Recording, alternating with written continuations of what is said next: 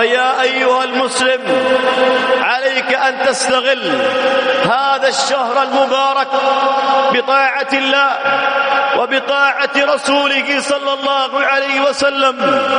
انظروا إلى نبيكم، كان يفرح ويستبشر إذا قدم عليه هذا الشهر المبارك، فيقوم خطيبا ومذكرا ومنبها ومعلما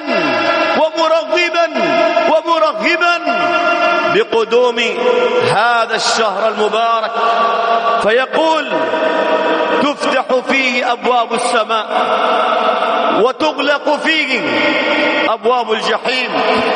وجاء في رواية أخرى: صفدت الشياطين وتفتح فيه أبواب الجنة، تفتح فيه أبواب الجنة فلم يغلق منها باب.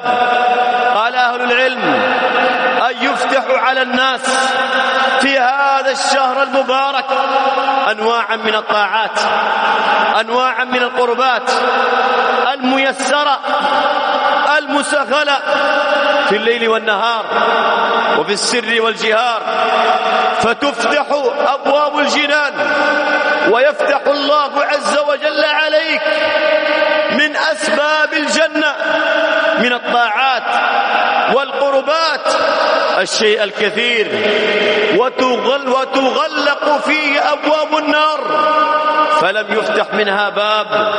يقل الشر في رمضان وفي شهر رمضان، فأين أنت يا عبد الله؟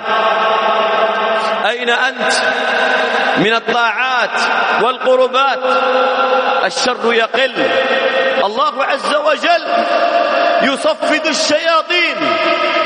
الشياطين ومردة الجن تغل وتحبس وتسلسل، يقل الشر.